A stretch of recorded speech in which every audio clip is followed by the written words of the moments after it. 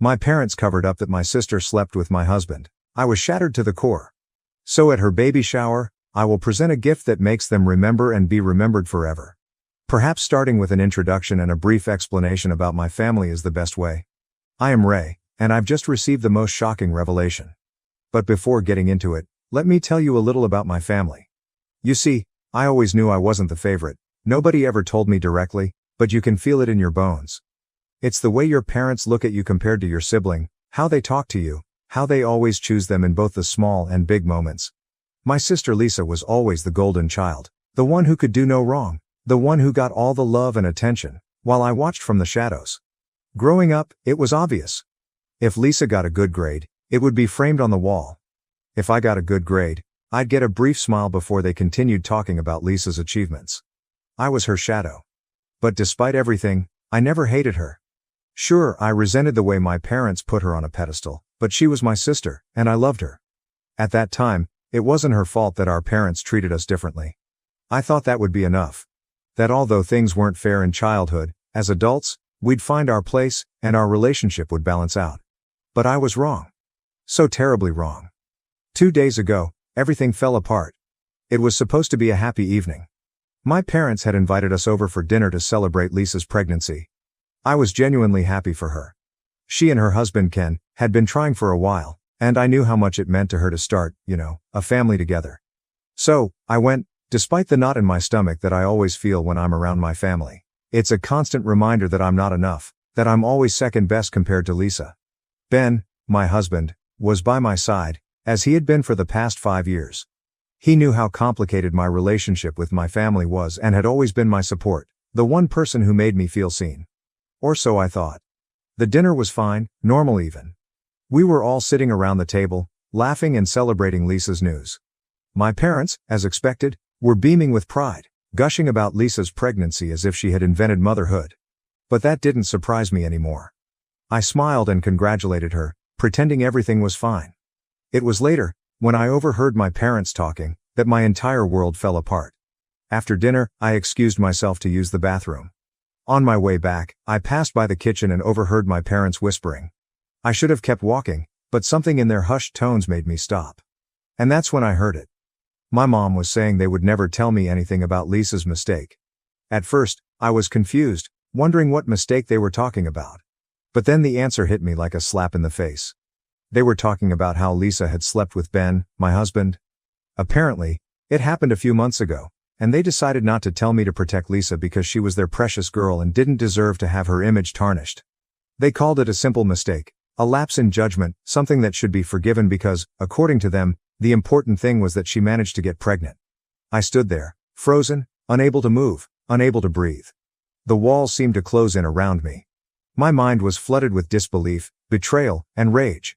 My husband, my partner, the man I trusted with my life, was a traitor, and with none other than my own sister. And worse, my parents knew. They had kept it a secret, choosing to protect Lisa instead of telling me the truth. They chose her again over me. It felt like all those years of feeling less were somehow validated. They made their decision, and it wasn't me. I don't even remember how I left that house that night. I vaguely recall muttering something about not feeling well and needing to leave. I couldn't face them, not my parents, not Lisa, and especially not Ben. So, I just left, got in my car, and drove. But I don't remember where I went. I just needed to be away from them, away from the reality of what I had just learned. It felt like my whole life was a cruel joke, like nothing made sense anymore, like I was falling into a void with no way to stop. It's been 2 days, and I still can't process it. I haven't confronted anyone. I've barely spoken to Ben since that night. He keeps asking me what's wrong, why I'm so distant, but I can't even look him in the eye, let alone talk to him. Every time I see him, all I can think about is him with her, my sister. How could he do this to me? How could she? And how could my parents hide it as if it didn't matter, as if I didn't matter? I keep replaying that conversation in my head, hearing my parents say Lisa's mistake shouldn't ruin her life, that it was just a slip. But what about my life, my marriage? Does that not count? Do I not count? It feels like I've been erased, like I'm a secondary character in a story that should be mine. But somehow it's always about Lisa. No matter what she does, no matter how much she hurts me, they will always protect her. And here I am, picking up the pieces, trying to figure out how to move forward when everything I thought I knew has been turned upside down. I don't really know what to do. I don't know if I should confront Ben and demand the truth or if I should talk to my parents and tell them how much they've hurt me. I don't know who to face first. I don't even know if I have the strength to face Lisa. The thought of talking to her and hearing whatever excuse she might have for betraying me makes my stomach turn. But I can't keep living like this, pretending everything is okay when it's not. I can't keep this secret inside, letting it poison every thought, every moment. Part of me wants to scream at them all, to tell them how much they've hurt me and how much they've destroyed. But another part just wants to leave, to walk away and never look back. I don't know which part to listen to. I don't even know if there's a right choice here. All I know is that I feel completely broken, and I don't know how to put the pieces back together. I've spent my whole life feeling like I'm not enough, like I don't matter. And now, after all this, it seems like that's been confirmed. My parents have made it clear that Lisa will always be the priority, no matter what she does or who she hurts. But where does that leave me? How do I move forward, knowing that the people who should love and protect me have chosen someone else, time and time again? I have no answers. I wish I did. I wish I knew what to do. How to fix this, or at least how to move on. But right now, all I feel is overwhelming betrayal and pain, and I don't even know how to make it stop. That's why I'm here, really, writing this post, hoping that someone, anyone will tell me what to do because I feel like I'm falling apart, and I don't know how to stop it. I know that from the outside, it's easy to have an opinion, and that's what I'm looking for. But from the inside, it feels overwhelming. Update 1. It's been more than 2 weeks since my original post. I've had time to think, to feel, and to plan. At first, I was paralyzed by the pain, confusion, and betrayal, but now that numbness has faded and has been replaced by something cold, sharp, and much more dangerous. At first, I thought confronting Ben, Lisa, and my parents might give me some closure, but now I've decided on something completely different. Yes, I will confront them, but not to yell, cry, or ask for explanations. Instead, I want them to feel the same pain I've been drowning in. I want revenge. I'm going to exact the most thorough revenge possible within the bounds of the law. These past few days, I've been meticulous, I've been patient. They think I know nothing, that I'm that second-rate daughter and wife who just smiles and goes along with everything. Let them keep thinking that, because in the meantime, I've been working in silence, gathering evidence to back up everything I heard that night. Betrayal always leaves traces, even when the betrayers think they've covered their tracks, and I'm determined to find every last detail they thought was hidden.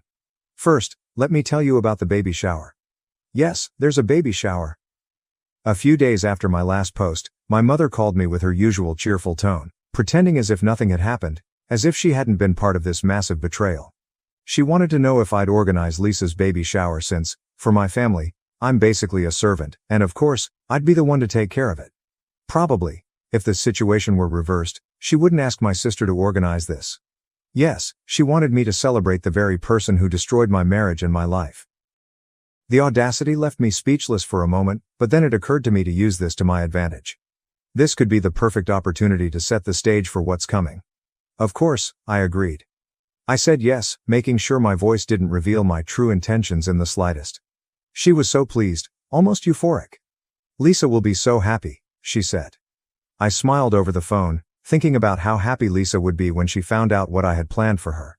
But before making my move, I needed to gather as much as possible. I've become almost obsessive about uncovering every last secret, every message and every piece of evidence showing exactly what they did to me. At night, while Ben sleeps, I go through his phone, his laptop, even his old backups. At first, I wasn't sure if I'd find anything. Maybe they'd been smart enough to cover their tracks. But people always get careless when they think they have the upper hand. The first evidence came in the form of a hidden folder on his phone.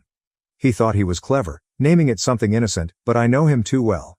Inside were photos, pictures of him with Lisa. And it turns out, it wasn't just once, but an elaborate affair. Some photos seemed innocent at first glance, but others, well, let's just say they made it clear what had happened between them. My stomach churned as I looked at them, but I didn't stop. In the following nights, I kept digging. Text messages, emails, old social media messages. I found conversations between Lisa and Ben, some from months ago, talking about how careful they'd been to make sure I didn't find out. Their words hurt, but they also fueled me. They were so casual about it, as if I were nothing more than an obstacle in their way. But the real bombshell came when I found messages between my parents and Lisa. My mother, in particular, had been actively helping to keep it all a secret. There were conversations about how Ray didn't need to know, and about the importance of protecting Lisa's image. Lisa sent screenshots of these messages to Ben, assuring him that our parents were on their side and that they didn't have to worry about me finding out. I felt sick reading it. They didn't care that I'm their own daughter, all they care about is Lisa's reputation. I've saved everything, every photo, every message, every piece of evidence is now carefully stored on my device. I've backed it all up, just in case. I'm not going to rush. I'm going to wait for the perfect moment to act, maybe at the baby shower, maybe afterward, but I'll make sure that when it all falls apart, it falls apart hard. They won't know what hit them. Update 2. It's been about a week since my last update, and there's so much I need to share, although I'm not sure where to start. The events of yesterday feel like they played out in a dream, or maybe a nightmare. It depends on who you ask. I spent the day at Lisa's baby shower playing the part of the perfect hostess while hiding the storm brewing inside me. The facade was carefully crafted. I was the supportive sister, the cheerful daughter, the obedient wife. Everyone was there, family, friends, and Lisa's husband, none of whom knew about the storm about to be unleashed. The celebration itself was an elaborate event, and my mother, unsurprisingly, was practically bursting with pride, ensuring everything was perfect for little Lisa. My parents had no idea the real gift was coming, and it was from me. A gift that would shatter the carefully constructed world they had built. I was acutely aware of my racing heart. I could feel my pulse, not from excitement, but from the anticipation of the chaos about to unfold. As the day went on, I engaged in light conversations, laughed at shallow jokes, and arranged the many baby gifts stacked on the table. The whole time, I was intensely aware of the ticking time bomb about to explode. I could see Lisa enjoying the attention. Her smile wouldn't last long, but the longer she thought she'd gotten away with it, the better for my revenge. The moment came when they cut the cake. Everyone clapped and congratulated her, and I felt my pulse race even more as I prepared to give Lisa her special gift. I told everyone it came from the heart, but deep down, I knew it came from the depths of my pain. Then I stood up to address everyone, and the noise in the room fell silent. Lisa looked at me with a bright smile, visibly excited as she reached for the beautifully wrapped box. I had put effort into the presentation. Exquisite paper, a luxurious bow, all designed to create a sense of anticipation and make it seem like a very important gift, which it was. Everyone gathered around Lisa to get a closer look as she began to unwrap it. Inside were printed photos, shocking images of her and Ben in very compromising situations. Intimate moments frozen in time, the kind of photos you wouldn't want your family to see. I had carefully chosen the most incriminating images, the ones that revealed their betrayal with undeniable clarity. Lisa's expression changed from excitement to confusion and then to horror as she processed the contents of the box. The atmosphere in the room shifted when people realized what was happening and the implications of the photos for everyone involved, Lisa, me, and my husband. But I wasn't done. As the murmurs began and people started asking questions to either Lisa or me, I unveiled decorative curtains that displayed the same photos, enlarged and arranged in a striking format. The truth was now exposed for everyone to see, a gallery of betrayal, capturing the affair that had shattered my life. Lisa's face turned pale, the blood draining from her cheeks, leaving her looking ghostly. Her hands trembled as she struggled to grasp what was happening. My parents instinctively tried to intervene, but I wasn't going to let them silence me. I took a deep breath and let the words flow. I revealed the entire affair, detailing how they had helped cover it up and how they pretended everything was fine while Lisa betrayed me with my husband. Lisa's husband, completely shocked, stormed out of the room, yelling at her, calling her a traitor, and expressing disbelief at how she could have done all this. It was likely a similar expression and feeling to what I experienced when I discovered the entire ordeal. My parents were left speechless, unable to defend their golden child this time. The world they had so carefully built around Lisa was crumbling, piece by piece, as I unveiled the chaos she had orchestrated. Standing there in the middle of the crowd, I felt something strange, a sense of release washing over me. Some people approached me to offer comfort, but I didn't need any of that at the moment because I had done what needed to be done. So, I took my things and left. Update 3. 2 weeks have passed since my last update, and I think the dust has settled enough to share the aftermath of my surprise at the baby shower and the fallout for everyone involved in the betrayal. The night I revealed everything, I left the party as soon as I finished showing the evidence. I didn't want to talk to anyone or face the reactions of those who had been my family until then. I didn't know what had happened afterward until Lisa's friend, well, now ex-friend, contacted me a few days later to ask me some questions. She, one of Lisa's closest confidants, started the conversation in a tone ranging from disbelief to disgust. She told me that after what I had exposed, she had opened her eyes to Lisa's true personality. In her words, if Lisa could cheat on her own sister with her husband, what guarantee did anyone have that she wouldn't do the same to her? The betrayal she witnessed at the party had left her with a profound sense of doubt, and she felt unable to continue her friendship with someone like that. During our conversation, she asked for advice on how to investigate her husband to ensure he wasn't hiding something similar. I told her to thoroughly check his social media, text messages, and any conversations on his phone that might seem suspicious. I also made it clear that if she discovered anything important, I'd be waiting for her to share it, as I know many of you would also want to know. But that wasn't all she told me. Apparently, after I left the party, the venue turned into a full-on battleground. Lisa's husband's family was there, and once they understood the situation, a wave of shouting and accusations filled the air. Lisa's husband's parents were as furious as they were disappointed, hurling harsh words and insults at her for what she had done. My father, with whatever dignity he had left, tried to intervene to defend his daughter, claiming that Lisa was pregnant and they shouldn't speak to her that way. But Lisa's father-in-law wasn't holding back, retorting that their dear daughter was nothing but a harlot of Babylon. Let's just say he used a much cruder term. That comment hit my father like a dagger, and he charged at Lisa's father-in-law, intending to settle things physically. It didn't go well for him. Lisa's father-in-law landed a single punch that sent him to the ground. He didn't lose consciousness but stayed on the floor, either from humiliation or fear of receiving another blow. And it wasn't just the men willing to fight.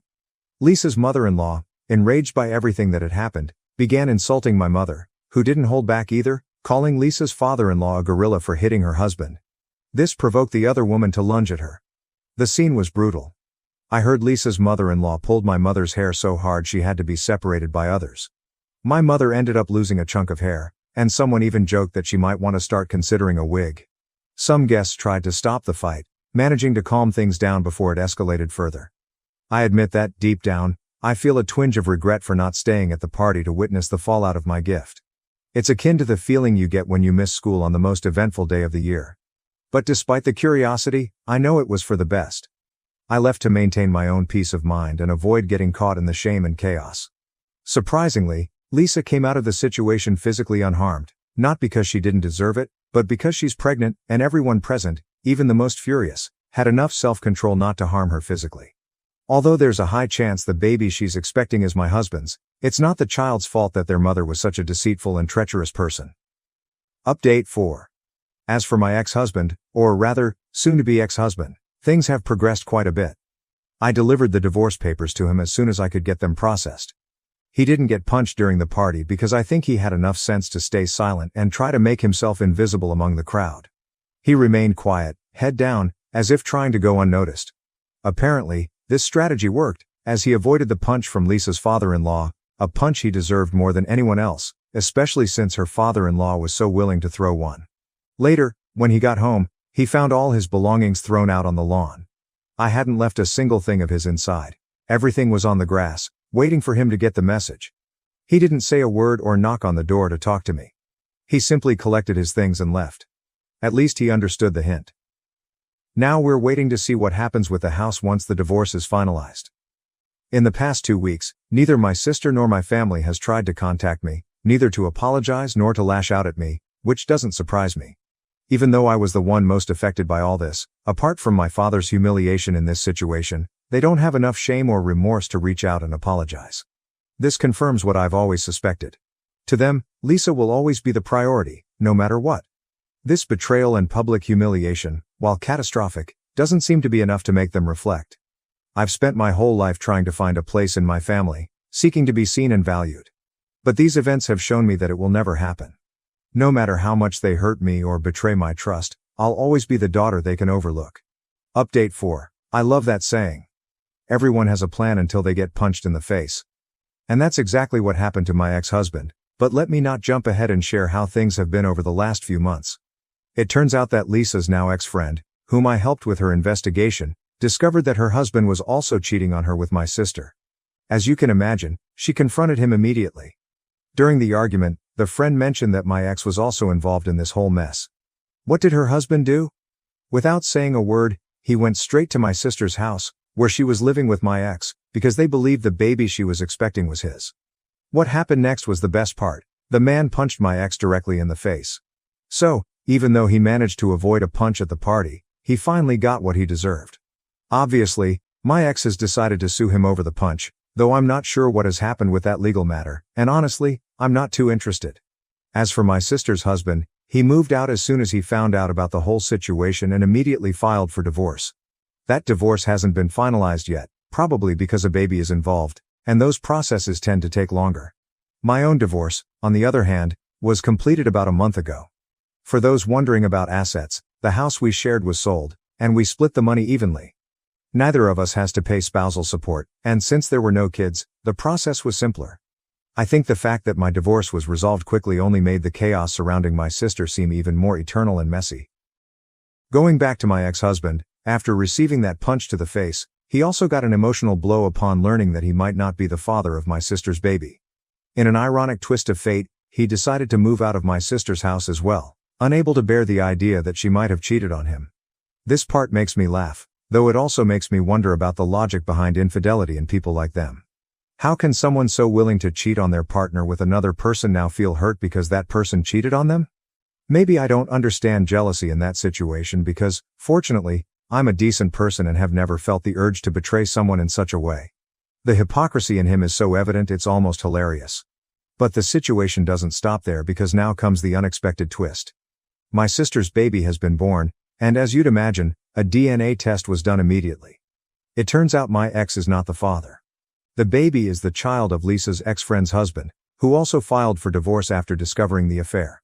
What surprises me is that, despite this man being the father, there could very well have been another candidate. Knowing my sister and seeing how she's handled herself during all of this, it wouldn't surprise me if there were more contenders in the paternity matter. Honestly, given who my parents and sister are, this doesn't seem strange at all for them. This is just another Tuesday. The level of chaos and drama they live with is so routine that they barely seem to care about how absurd the situation is. And no, neither my parents nor my sister have attempted to contact me since. But this time, and just this once, I'll give them the benefit of the doubt and think that maybe it's not that they don't care about me as a daughter or sister. They're probably just too busy dealing with the disaster they've created themselves. Update 5. First, let me clarify something because it seems some people didn't catch the sarcasm in my last update. When I said I gave my family the benefit of the doubt, I was being sarcastic. No, I don't think they've ever truly cared, and even if there hadn't been a scandal of this magnitude, they still wouldn't have bothered to reach out. Moving on to the update, my sister has ended up moving back into our parents' house. Why? Well, the biological father of her baby decided not to stay with her, and while he's been unfaithful, I understand the decision. Staying with someone as untrustworthy as my sister sounds more like a punishment than a reward. So, alone and with a baby, she returned to the only place where she seems to still be welcomed with open arms, our parents' house. As for my sister's divorce, it concluded in a favorable manner for my ex-brother-in-law. The house they shared was sold, and he doesn't have to pay either child support or spousal support. I think this was the best-case scenario for him. Now, he can walk away from this whole mess without any financial or personal ties to my sister. It's like life gave him a one-way ticket out, and I can't imagine a better ending for him. Lisa's ex-friend has also finalized her divorce, and in terms of peace and counting the punches, it seems things have settled down. Although, with everything that has happened, it's clear that many people in this story are still deserving of another punch. For now, the physical dramas have ceased, but the memories will remain engraved in the minds of everyone involved, and some on their faces.